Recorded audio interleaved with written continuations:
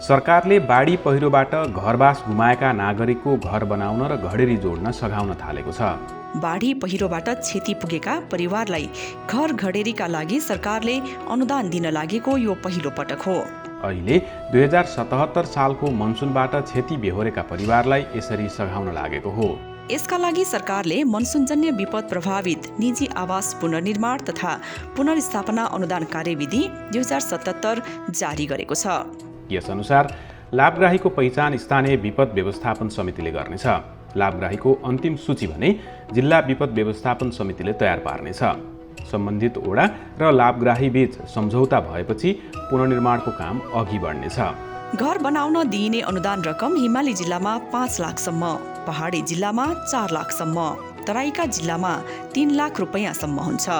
घर बनाउने काममा भएको प्रगतिको आधारमा सरकारले यो पैसा लाभग्राहीको बैंक खातामा किस्ता किस्तामा जम्मा गरिदिने व्यवस्था छ। बाढी पहिरोले घर बनाउने ठाउँ नै जोखिमपूर्ण बनाइदिएको रहेछ भने सरकारले घडेरीका लागि 3 लाख रुपैयाँसम्म अनुदान पनि दिने भएको छ। प्रभावितको अन्तकतै सुरक्षित जग्गा छैन भने मात्र यो घडेरी अनुदान पाइन्छ। घर मर्मत गरेर सुरक्षित बन्छ भने प्रबलीकरण अर्थात् रेट्रोफिटिङका लागि सरकारले 50,000 रुपैयाँसम्म अनुदान दिने भएको छ। माथिका सबै किसिमका अनुदान रकम सम्बन्धित पालिका, प्रदेश सरकार र संघीय सरकारले संयुक्त रूपमा बिहोर्नेछ। जिल्ला व्यवस्थापन कोषमा रकम जम्मा भएपछि प्रमुख जिल्ला अधिकारीले सम्बन्धित लाभग्राहीको बैंक खातामा पठाउने विधि तय भएको हो। कार्यविधि अनुसार गाउँपालिका, नगरपालिका, उपमहानगरपालिकाले क्रमशः 10, 15 र 20% तथा प्रदेश सरकारले 30% र बाँकी रकम संघीय सरकारले बिहोर्नु पर्नेछ। यस कामको समन्वय राष्ट्रिय विपद जोखिम न्यूनीकरण तथा व्यवस्थापन प्राधिकरणले गरिरहेको छ। पुनर्निर्माण थाल्नका लागि संघीय सरकारबाट 20 करोड रुपैयाँ प्राप्त भएको छ। जिल्ला विपद व्यवस्थापन समितिको निर्णय र मागका आधारमा उक्त रकम जिल्लामा पठाउन सुरु गरिएको छ।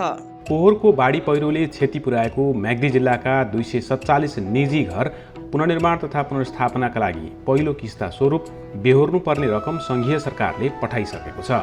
त्यसै गरी अन्य प्रभावित जिल्लामा पनि कार्यविधिका आधारमा रकम पठाउने प्रक्रिया सुरु भइसकेको बेहोरा समेत सबैलाई जानकारी गराउँदछौँ।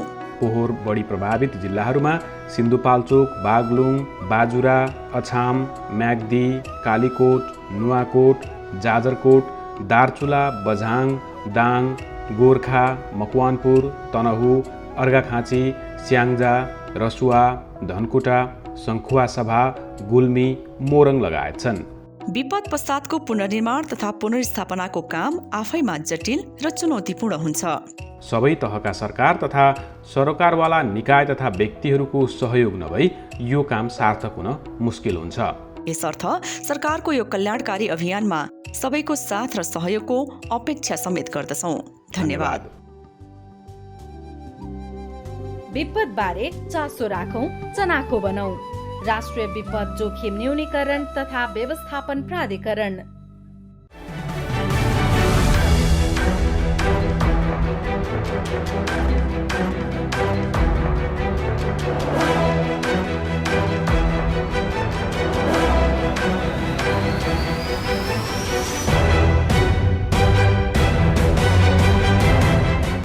दर्शकवृन्द नमस्कार। कार्यक्रम सुरक्षित नेपालको यो नयाँ श्रृङ्खलामा यहाँहरूलाई हार्दिक स्वागत छ। म किशोर निरोला।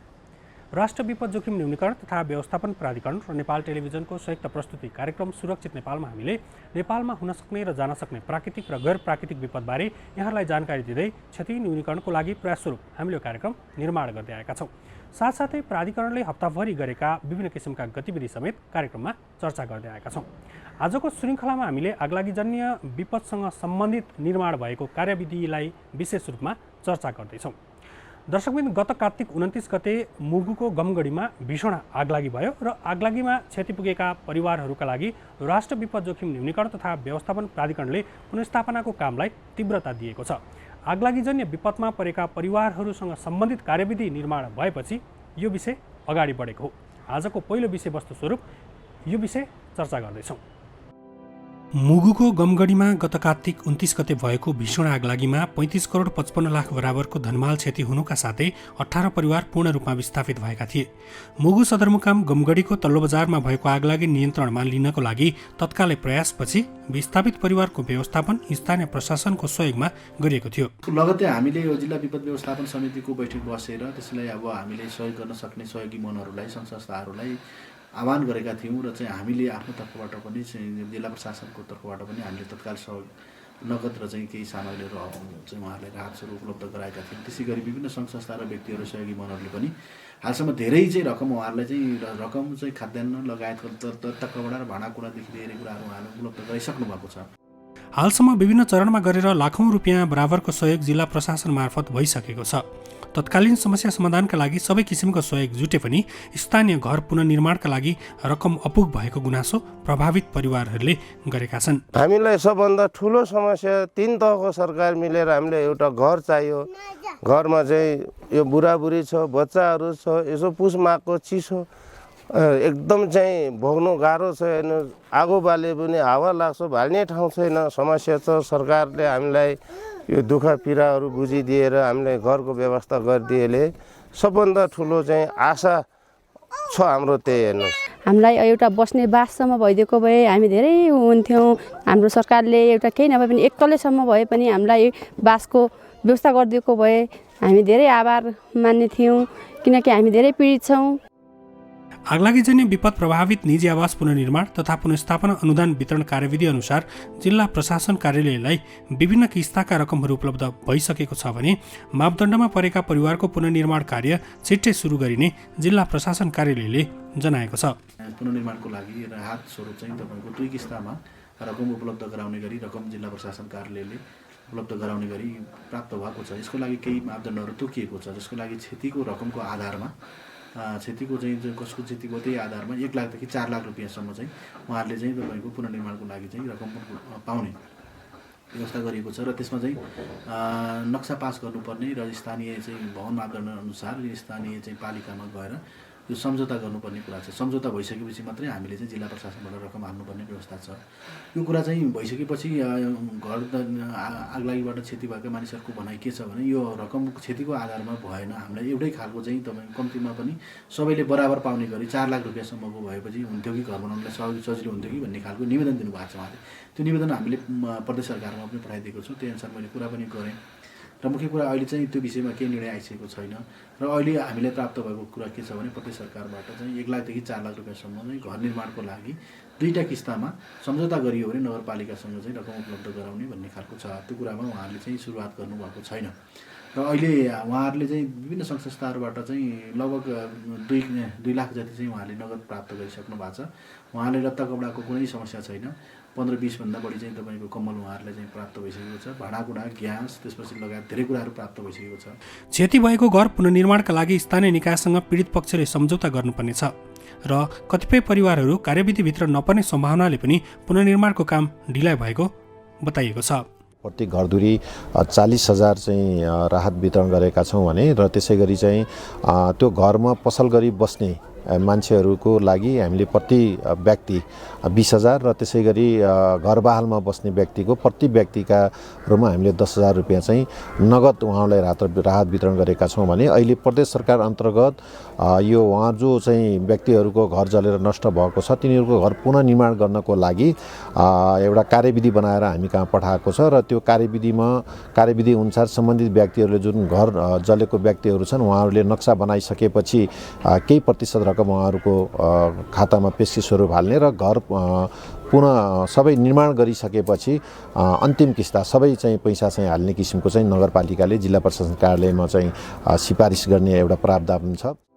आगो लागेर घरबारविहीन भएका प्रभावितहरूलाई तत्काल राहतका लागि क्षति विवरण सङ्कलन गर्नुका साथै जिल्लास्थित गैर सरकारी संस्था तथा अन्य सरकारवालासँगको समन्वयमा जिल्ला प्रशासन कार्यालय मुगु मार्फत निरन्तर आवश्यक सहयोग भइरहेको छ।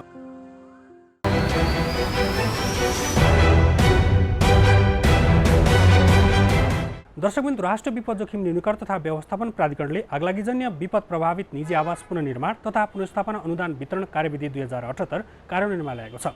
नेपालमा आगलागीबाट हुँदै आएका क्षतिको न्यूनीकरण गर्ने र तत्कालीन र दीर्घकालीन समस्या समाधान गर्नका लागि यो कार्यविधि कार्यान्वयनमा ल्याइएको हो। आजको कार्यक्रममा हामीले आगलागीजन्य विपदसँग सम्बन्धित यो कार्यविधिको विषयमा विशेष रूपमा चर्चा गर्दैछौँ। राष्ट्र विपद जोखिम न्यूनीकरण तथा व्यवस्थापन प्राधिकरणले आगलागीबाट क्षति भएका परिवारलाई राहत दिने उद्देश्यले आगलागीजन्य विपद प्रभावित निजी आवास पुनर्निर्माण तथा पुनर्स्थापना अनुदान वितरण कार्यविधि 2078 कार्यान्वयनमा ल्याएको छ। आगलागीबाट क्षति भएका निजी आवासलाई मर्मत, पुनर्निर्माण, पुनर्स्थापना गर्न अनुदान प्रदान गर्ने उद्देश्यले यो कार्यविधि कार्यान्वयनमा ल्याइएको हो। नेपालमा विभिन्न घटनाबाट क्षति पुगेका समुदाय तथा परिवारलाई राहत उद्धारको व्यवस्था गरिँदै आए पनि राष्ट्र विपद जोखिम न्यूनीकरण तथा व्यवस्थापन प्राधिकरण गठनपछि निर्माण भएको यो नै पहिलो व्यवस्था हो। प्राधिकरणले विभिन्न विपदमा परेका नागरिकलाई सहज जीवनयापनका लागि सघाउने उद्देश्य अनुरूप आगलागीबाट क्षति पुगेका परिवारलाई पुनर्स्थापना गर्न यो कार्यविधि कार्यान्वयनमा ल्याइसकेको छ। अब विपद प्राधिकरणले यसै वर्ष यो चाहिँ आगलागीजन्य विपद प्रभावित निजी आवास पुनर्निर्माण तथा पुनर्स्थापना अनुदान वितरण कार्यविधि 2078 अहिले बनाएको छ। अब यो कार्यविधि चाहिँ अहिले कार्यान्वयनको चरणमा छ। यसरी कसैको निजी घर जलेको छ भनेदेखि विपद प्राधिकरणले अब अनुदान स्वरूप हिमाली जिल्लामा 5 लाख, पहाडी जिल्लामा 3 लाख र पहाडी जिल्लामा 4 लाख र तराईका जिल्लामा चाहिँ 3 लाख 3 किस्तामा दिने प्रावधान छ। अब यो डिटेल्स यो कार्यविधिमा छ 3 किस्तामा दिने भने अस्थायी आवासको लागि पनि 50,000 रुपियाँ तत्कालै उहाँहरूलाई 2 किस्तामा हामीले चाहिँ तुरुन्तै पठाउने छ। त्यसको लागि चाहिँ कार्यविधिको प्रक्रियाहरू चाहिँ पुरा गरेर आउनु पर्यो। वडाबाटै सिफारिस भएर सम्झौता भएर जिल्ला दैविक प्रकोप व्यवस्थापन समितिमा चाहिँ यो आउनु पर्यो। त्यो आयो भने हामी तत्कालै प्राधिकरणले चाहिँ पैसा रिलिज गरिदिन सक्छौँ। कार्यविधिले विपदबाट भएको क्षतिको सम्बन्धमा विपदबाट प्रभावित परिवारको जिम्मेवार व्यक्तिले घटना लगत्तै सम्बन्धित स्थानीय तह र नजिकको प्रहरी कार्यालयमा आवश्यक प्रमाणसहित दिएको लिखित निवेदनको आधारमा लाभग्राही पहिचानपछि पुनर्स्थापना गर्न अनुदान प्रदान गर्ने व्यवस्था गरेको छ। 2077 साल मङ्सिरदेखि पछाडि जुन आगलागीजन्य घटनाहरूबाट व्यक्तिका निजी आवासहरू बस्न नसक्ने गरी क्षति भएका अथवा मर्मत प्रबलीकरण गर्नुपर्ने अवस्थाका हुन्छन्, तिनीहरूको लागि लक्षित गरेर ल्याइएको हो। अब त्योभन्दा अगाडि हाम्रो यो मनसुनजन्य विपदसँग सम्बन्धित अन्य जुन विपदबाट घरहरू क्षति हुन्थ्यो त्यसको निर्माणको सन्दर्भमा जुन प्रावधान छ प्रायः जसो तिनै प्रावधानहरूलाई नै अवलम्बन गरेर यो पनि ल्याइएको छ। र 77 मङ्सिरभन्दा पछाडि चाहिँ जुन आगलागीबाट घरहरू क्षति भयो भने त्यो घरहरू चाहिँ हाम्रो यो संविधानको पनि जुन नागरिकको चाहिँ जुन आवासको हक छ त्यो हकलाई पनि अवलम्बन गर्ने गरी यदि ती व्यक्तिहरूको चाहिँ आगलागीबाट त्यो घर पूर्ण रूपमा क्षति भयो र अर्को उसको बस्ने कुनै पनि घर छैन भने त्यो अवस्थामा चाहिँ नेपाल सरकारले अनुदान दिने व्यवस्था चाहिँ गरेको छ। आगलागी लगत्तै विपदबाट भएको क्षति सम्बन्धी प्रहरी मुचुल्का वन डडेलोको हकमा सम्बन्धित डिभिजन वन कार्यालयबाट सिफारिस भई जिल्ला विपद व्यवस्थापन समितिबाट निर्णय भए बमोजिम हुने व्यवस्था गरिएको छ। लाभग्राही पहिचान गर्दा एक परिवारबाट एकभन्दा बढी लाभग्राही नपर्ने गरी गर्नुपर्ने व्यवस्था पनि कार्यविधिले उल्लेख गरेको छ। वडा लेभलबाटै यो चाहिँ कन्ट्रोल हुन्छ। यो कुराहरू पुनर्निर्माण गर्न नपर्ने, साधारण मर्मत मात्रै गर्नुपर्ने हो भनेदेखि मर्मतको लागि हामी अनुदान दिन्छौँ। होइन सखापै भएको छ भनेदेखि अब त्यहीँ अथवा अन्यत्र कतै जग्गा छ भनेदेखि अन्यत्र जग्गामा अथवा त्यही ठाउँमा जग्गा त यो बाढी पहिरोले जस्तो नोक्सान भएको हुन्न नि, जग्गा त दिनै हुन्छ होइन उनीहरूको। त्यहाँ चाहिँ अब पुनर्निर्माण गर्नको लागि चाहिँ हामीले अनुदानको व्यवस्था गरेका छौँ। अघि मैले भने 5 लाख, पहाडी जिल्ला हिमाली जिल्लामा 5, पहाडी जिल्ला 4 र तराईमा चाहिँ 3 लाख गरेर। अब त्यसमा पनि लागत सहभागिताका कुराहरू छन्। पालिकाले पनि त्यसमा थोरै पैसा हाल्नुपर्ने हुन्छ, नगरपालिकाले भने प्रदेश सरकारले पनि केही पैसा हाल्नुपर्ने हुन्छ। पर्सेन्टको आधारमा छ त्यो कुराहरू भने प्राधिकरणले चाहिँ अनि त्यसपछि बाँकी रहेको चाहिँ प्राधिकरणले चाहिँ त्यो पैसाहरू चाहिँ रिलिज गरेको हुन्छ। अब जङ्गलतिरबाट आएको आगो घर बस्तीमा चाहिँ सल्केर त्यस्तो भएको छ भने त्यहाँ त पहिला त जिल्ला वन डिभिजन वन कार्यालयकै कर्मचारीहरू पुगेका हुन्छन् निभाउन, नियन्त्रण गर्नको लागि भने उहाँहरूलाई चाहिँ सबै कुराहरू जानकारी पनि हुन्छ। त्यसैले उहाँहरूको पनि सिफारिस लियो भनेदेखि उहाँहरूलाई पनि जवाबदेही बनाउने हिसाब हो है वास्तवमा यो चाहिँ उहाँहरूको सिफारिसको पनि प्रावधान राखिएको हो यो कार्यविधिमा। उहाँहरूलाई जानकारी पनि हुन्छ र उहाँहरू चाहिँ जिम्मेवार पनि हुनुहुन्छ यो हिसाबले भनेदेखि अब आगलागी पीडित हुँदाखेरि यो निर्माण सामग्रीहरू चाहिँ सहज किसिमले पीडितहरूले पाउनु पर्यो। त्यसको लागि जिल्ला प्रशासन कार्यालयले पनि सहजीकरण र ऊ चाहिँ गरेको हुन्छ भनेदेखि अब डिभिजन वन कार्यालयले पनि हुन त हरेक जिल्लामा त छैन, जो यो वन पैदावार आपूर्ति समिति भन्ने हुन्छ, त्यो आपूर्ति समितिले पनि काठको हकमा चाहिँ सहुलियत दरमा आगलागी पीडितलाई चाहिँ दिनको लागि प्राथमिकता दिनुपर्नेछ भनेर चाहिँ यो कार्यविधिले बोलेको छ। सार्वजनिक वा सरकारी जग्गा ओगटी निजी आवास बनाई बसोबास गरेको कुनै व्यक्ति वा परिवारको निजी आवास आगलागीजन्य विपदबाट क्षति वा नष्ट भएको अवस्थामा प्रभावित व्यक्ति वा परिवारलाई पुनर्स्थापना नगरिने कुरा पनि कार्यविधिमा उल्लेख गरिएको छ। हाम्रो कार्यविधिले नियन्त्रण कसरी गरेको छ भन्दाखेरि अब घर बस्नै नसक्ने छ र अन्यत्र घर नै छैन भने त अब त्यसमा चाहिँ अब रकम तलमाथि हुने कुरै भएन होइन। जुन हाम्रो चाहिँ 3 लाख 4 लाख र 5 लाखको व्यवस्था छ त्यही नै उपलब्ध हुन्छ। अब घर चाहिँ यो मर्मत गरेर बस्न सक्ने अवस्थाको छ भने त्यसलाई चाहिँ 50,000 रुपियाँ दिने व्यवस्था छ। अब त्यो 50,000 को हकमा चाहिँ पनि त्यहाँ प्राविधिकहरूले हेरेर अनि त्यो प्राविधिकहरूले चाहिँ जुन लागत खर्च भएको छ त्यसको आधारमा बल्ल उनीहरूले चाहिँ सिफारिस गर्छन्, त्यसको आधारमा बल्ल बजेट विनियोजन हुने हो। त्यस कारणले गर्दाखेरि त्यो सन्दर्भमा त त्यति धेरै समस्या छैन, तर लागबराईको पहिचान गर्ने र लागबराईलाई चाहिँ कायम गरेर हामीलाई आउने विषय नै अलिकति समस्याको रूपमा भएको छ र यसमा चाहिँ कतिपय चाहिँ कार्यविधिमा पनि केही समस्याहरू जटिलताहरू देखिए भन्ने हिसाबले चाहिँ हामी चाहिँ कार्यविधिको संशोधनमा पनि अहिले लागिरहेका छौँ। सायद 1-2 दिनमै कार्यविधि संशोधन हुन्छ होला। यदि भयो भने चाहिँ फेरि त्यसलाई चाहिँ थप सरलीकरण गरेर हामी अगाडि बढ्छौँ। प्राधिकरणले आफ्नो कोषमा उपलब्ध भएको रकमबाट आगलागीजन्य विपदबाट प्रभावित लाभग्राही अनुदान प्रयोजनको लागि जिल्ला विपद व्यवस्थापन कोषमा आवश्यकता अनुसार रकम उपलब्ध गराउने व्यवस्था गरिएको छ। यस कार्यविधि बमोजिम प्रदान गरिने अनुदान मध्ये स्थानीय तहको हकमा महानगरपालिका, उपमहानगरपालिकाले 20%, नगरपालिकाले 15%, गाउँपालिकाले 10% बेहोर्ने तथा 30% प्रदेश सरकारले र बाँकी सङ्घीय सरकारले बेहोर्ने गरी लागत सहभागिताका आधारमा तीनै तह सरकारबाट प्रबन्ध गरिने उल्लेख गरिएको छ। वित्तीय प्रबन्ध अन्तर्गत चाहिँ हाम्रो यो टोटल चाहिँ कुल रकमको हिसाबले चाहिँ हाम्रो सङ्घीय सरकार, प्रदेश र स्थानीय तह गरेर चाहिँ तराईमा हो भने 3 लाख, पहाडमा छ भने 4 लाख र हिमाली क्षेत्रमा छ भने त्यो चाहिँ लागत चाहिँ बढी लाग्ने हिसाबले चाहिँ यसरी चाहिँ फरक गरिएको।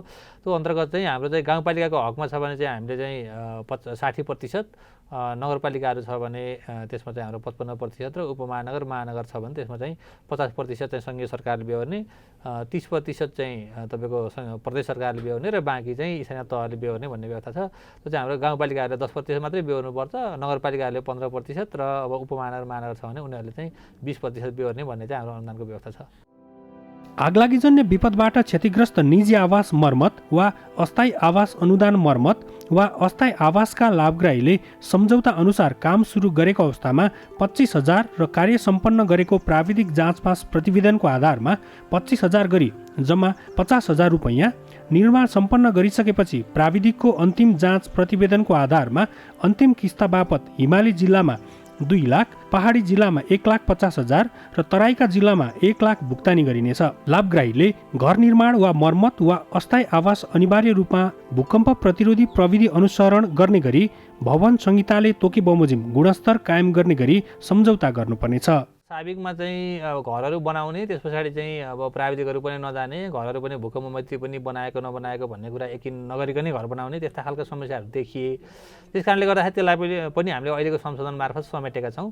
अब यो संशोधन चाहिँ पारित हुने बित्तिकै त्यो लागू पनि हुन्छ र यसमा चाहिँ हामीले चाहिँ जुन घरहरू छ त्यसलाई चाहिँ या हाम्रो शहरी विकास मन्त्रालय मार्फत जुन भवन मापदण्ड छ त्यसलाई अवलम्बन गरेको हुनुपर्यो या चाहिँ सम्बन्धित स्थानीय तहले आफ्नो तयार गरेको हुन्छ त्यो मापदण्ड हुनुपर्यो। त्यो दुईटा मध्येमा कुनै चाहिँ भवन मापदण्ड चाहिँ भएन भने चाहिँ हामीले चाहिँ भुक्तानी नदिने, त्यसैले चाहिँ त्यसलाई चाहिँ सुरुवातमै नागरिकलाई पनि पीडितलाई पनि दुःख नदिने हिसाबले सुरुवातमै त्यो जुन भवन संहिता छ त्यसलाई चाहिँ कार्यान्वयन गर्ने हिसाबले नै प्राविधिकहरूलाई पनि त्यही हिसाबले अगाडि बढाउने र त्यसको मापदण्डको आधारमा मात्रै हामीले भुक्तानी दिने हिसाबले चाहिँ व्यवस्था गरेका छौँ। आगलागीजन्य विपदबाट क्षतिग्रस्त निजी आवास निर्माण वा मर्मत वा अस्थायी आवासका लागि स्वीकृत राष्ट्रिय भवन संहिता तथा मापदण्डको प्रयोग र पालना अनिवार्य रूपमा गरिनुपर्नेछ। नेपालमा आगलागीबाट क्षति भएका परिवारका लागि सहयोग पुर्याउने उद्देश्यले जारी भएको यो नै पहिलो कानुन हो।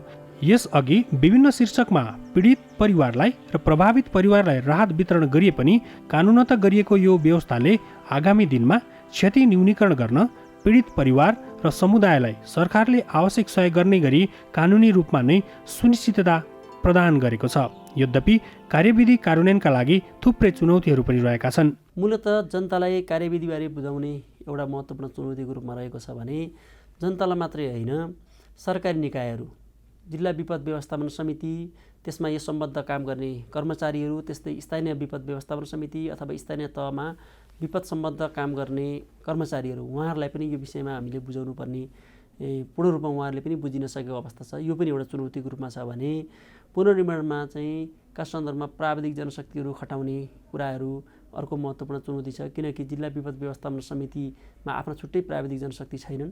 पुनर्निर्माणको काम चाहिँ जिल्ला विपद व्यवस्थापन समिति मार्फत गरिनुपर्ने हुन्छ, जसले गर्दा पनि यो कार्यान्वयनमा एउटा चुनौती छ भने हाम्रो लागत साझेदारी छ। यसमा स्थानीय सरकार, प्रदेश सरकार र सङ्घीय सरकारको लागत साझेदारी छ। लागत साझेदारी हुँदाखेरि प्रदेश सरकार, स्थानीय सरकार र हामी बिच जुन किसिमको सहकार्य हुन्थ्यो त्यो किसिमको सहकार्यलाई अझ सघन बनाउने पनि चुनौती हामीसँग विद्यमान छ भने यो अहिले जुन ढङ्गले हामीले अनुदानको रूपमा रकम दिइरहेका छौँ, यो रकम चाहिँ हामीको दिगोपनको सुनिश्चितता गर्ने कुरा पनि हामीसँग चुनौती छ। कार्यविधिको अक्षरशः कार्यान्वयनका लागि राष्ट्र विपद जोखिम न्यूनीकरण तथा व्यवस्थापन प्राधिकरणले यस कार्यविधिबारे आम सर्वसाधारण जनतालाई जानकारी गराउने, आगलागीजन्य विपदको क्षतिबारे सचेत गराउने, क्षति भइहालेको खण्डमा क्षतिपूर्ति प्राप्त गर्ने प्रक्रियाको बारेमा जानकारी दिने लगायतको पक्षमा समेत तीव्रताका साथ काम गर्दै आएको छ। यसलाई सबैभन्दा पहिले त सबै पक्षलाई यस कार्यविधिबारे बुझाउनु पर्यो। स्थानीय तहलाई बुझाउनु पर्यो, प्रदेश विपद व्यवस्थापन समितिलाई बुझाउनु पर्यो, जिल्ला विपद व्यवस्थापन समितिलाई बुझाउनु पर्यो र उहाँहरूलाई यस कार्यविधिको बारेमा बुझाउने, उहाँहरूको लागत सहभागिताको बारेमा बोध गराउने, उहाँहरूले पनि त्यही अनुसारको बजेटको सुनिश्चित गर्ने, त्यस्तै चाहिँ स्रोत साधनको खोजीको निम्ति अर्थ मन्त्रालय, दात्री निकायहरूलाई पनि यो विषयमा बोध गराउने, उहाँहरूले पनि यसलाई प्राथमिकतामा राख्ने कुराहरू नै महत्त्वपूर्ण हुन्छन् भन्ने लाग्छ। साथसाथै जनचेतना अभिवृद्धि गर्ने, आगलागीजन्य विषयहरूमा जनचेतना अभिवृद्धि गर्ने कुराहरू पनि महत्त्वपूर्ण छन्। ती कुराहरूमा पनि हामीले चाहिँ प्रयास गर्नुपर्छ। विपद उत्थानशील राष्ट्र निर्माण गर्नको लागि 10 वर्षीय महाअभियानमा हामीहरू अहिले प्रवेश गरिसकेका छौँ। अब यो महाअभियान भनेपछि यो सबै किसिमको मल्टी हजार्ड हरेक किसिमको विपदहरूलाई चाहिँ यसले समेट्छ। त्यसमा चाहिँ आगलागी पनि पर्छ। अब आगलागीको व्यवस्थापनको लागि चाहिँ हामीले अल्पकालीन, मध्यकालीन र दीर्घकालीन योजनाहरू यो बनेर चाहिँ हामी कार्यान्वयनमा जान्छौँ। यो चाहिँ यो 10 वर्षीय महाअभियानकै एउटा पार्टको रूपमा चाहिँ रहन्छ, आगलागीको पाटो पनि। नेपालमा आगलागी क्षतिको हिसाबले अन्य विपदको तुलनामा सबैभन्दा ठूलो विपद हो। अधिकांश आगलागीका घटनाहरू मानवीय कारणबाट नै घटित हुने गरेका छन्। मानिसको असावधानीका कारण हरेक वर्ष आगलागीका कारण सयौं मानिसले ज्यान गुमाउँदै आएका छन्। बारम्बार आगलागी हुने ठाउँहरूमा जस्तो ताप्लेजुङ भयो होइन, बाँके भयो, सप्तरी भयो, यो 3 ठाउँमा चाहिँ हामी विस्तृत अध्ययन गर्दैछौँ किन आगलागी हुन्छ, त्यहाँको मुख्य चुरो कुरो के हो, त्यो कुराहरू पत्ता लगाउन हामी अध्ययन गर्दैछौँ। यो वर्ष अध्ययनमा गइसकेको छ भने अब ती ठाउँमा चाहिँ आगलागीबाट बच्नको लागि एउटा नमुना बस्ती पनि बनाउने, त्यो ती अध्ययन भएको ठाउँहरूमा, ताकि त्यो चाहिँ अरू ठाउँको लागि पनि एउटा नमुना होस्। अब यसको लागि के हुन्छ त्यो अध्ययनबाट पनि आउला। एउटा कुरो चाहिँ अब पोखरी चाहिँ एउटा एकदमै महत्त्वपूर्ण कुरा हो। आगलागी हुँदाखेरि, घर बस्तीमा आगलागी हुँदाखेरि पानीको अभावले गर्दाखेरि धेरै ठाउँमा चाहिँ बस्ती सखा भएको हामीले देख्यौँ। दमकल पुग्न टाइम लाग्ने। त्यसैले हरेक बस्तीमा चाहिँ एउटा पोखरी, पानीको पोखरी भइदियो भने र त्यहाँ चाहिँ फायर पम्प भन्छ, त्यो चाहिँ दमकलमा हुन्छ नि पम्प, त्यो पम्पमा चाहिँ होज राखेर लाने, त्यो चाहिँ 1 किलोमिटर टाढासम्मबाट पानी तानेर पुर्याउन सकिन्छ। अब बस्तीमै नजिकै भयो भनेदेखि त झन् सरल भयो। त्यसैले पोखरी चाहिँ एकदमै महत्त्वपूर्ण कुरा छ आगलागी नियन्त्रणको लागि। अब त्यो पोखरी त मल्टिपर्पसमा पनि लान सक्छ नि, त्यसमा बहुउपयोग माछा पालन गर्न सकेला, अरू केही खेतबारीमा पानी करेसाबारीहरू गर्न सकेला, सिँचाइ गर्न सकेला भने आगलागी भएको बेलामा त्यो पानीबाट चाहिँ आगो निभाउने कामहरू पनि हुनसक्छ। त्यसको लागि चाहिँ हरेक बस्तीमा चाहिँ स्वयंसेवक दस्ताहरू, अघि हजुरले भन्नुभयो जस्तो स्वयंसेवक दस्ताहरू जसलाई चाहिँ तालिमसहितकै, भोलि त्यो पम्प नै चलाउन नजाने भने के गर्ने। एक ठाउँमा त कस्तो घटना पनि सुन्यो भने अब दमकल छ तर दमकल चलाउने चाहिँ ड्राइभर नभएकोले अथवा भएकोले पाएन। अब त्यो युट्युब हेरेर कसरी चलाउने भनेर त्यो बेला त ह्याभोक भएको हुन्छ नि। अब त्यो बेला कसले युट्युब हेरेर साध्य हुन्छ, युट्युब हेरेर पनि सिकेर आगलागी नियन्त्रण गराएर रहेछ। त्यसैले तालिम प्राप्त दस्ताहरू पनि, स्वयंसेवक दस्ताहरू पनि हरेक पालिकामा चाहिँ तयार गरेर राख्न सक्यो भनेदेखि राम्रो हुन्छ। नेपालमा हुने आगलागीजन्य विपद जोखिम न्यूनीकरण गर्नका लागि प्राधिकरणले विभिन्न अल्पकालीन दीर्घकालीन किसिमका कार्यक्रमहरू सञ्चालन गरिरहेको छ। आगलागीबाट धेरै क्षति भएका स्थानहरूमा दीर्घकालीन महत्त्वका संरचना निर्माण गर्नेदेखि स्थानीय स्तरमा विपद जोखिम न्यूनीकरण स्वयंसेवक समूहको गठन गर्ने सम्मका कार्यक्रमलाई तीव्रता दिएको छ। अब त्यो स्वयंसेवक ब्युरोहरू चाहिँ विभिन्न अब यो विपदहरू हुन्छ, विभिन्न किसिमका विपदहरू हुन्छन्। अब त्यो आगलागी पनि एउटा विपद भयो यसमा, होइन, बाढी पहिरो लगायत अन्य भूकम्प लगायतका हुन्छन्। अब त्यस्ता स्वयंसेवक दस्ताहरू बनाउँदाखेरि चाहिँ हरेक विपदको लागि त्यसलाई प्रतिकार्य गर्नको लागि छुट्टा छुट्टै तरिकाहरू हुन्छन्, होइन। एउटै दस्ताले हुन त एउटै मान्छेलाई पनि त्यो विभिन्न किसिमले ट्रेन गरेर राख्न त सकिन्छ भने हरेक चिजको चाहिँ ट्रेनिङ दिएको हुन पर्यो। आगलागी नियन्त्रण, घरबस्तीमा लागेको आगो कसरी नियन्त्रण गर्ने, जङ्गलमा लागेको आगो कसरी नियन्त्रण गर्ने भन्ने किसिमले चाहिँ उनीहरूलाई चाहिँ तालिम दिएर तयारी अवस्थामा चाहिँ राख्नुपर्छ। जुन चाहिँ अहिलेसम्म अलिकति कमी कमजोरी छ त्यस हिसाबले चाहिँ यो प्राधिकरणले पनि अब चाहिँ कार्यविधि नै बनाएर त्यो दस्ताहरू परिचालन गर्नको लागि अगाडि बढिसकेको छ। आगलागी मानवीय असावधानीका कारणले लाग्ने गर्छ। हामीले बनाउने भौतिक संरचना पनि आगलागीको अर्को प्रमुख कारण हो। यसतर्फ समयमा नै ध्यान पुर्याउन सकेको खण्डमा क्षतिलाई पक्कै कम गर्न सकिन्छ।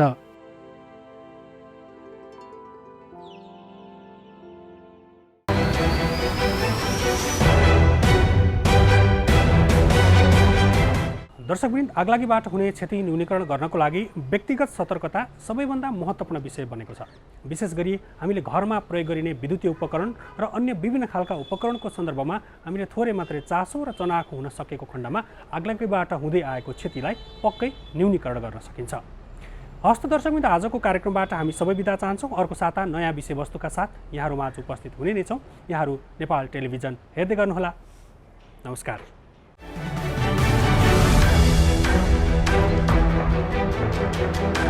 Thank you.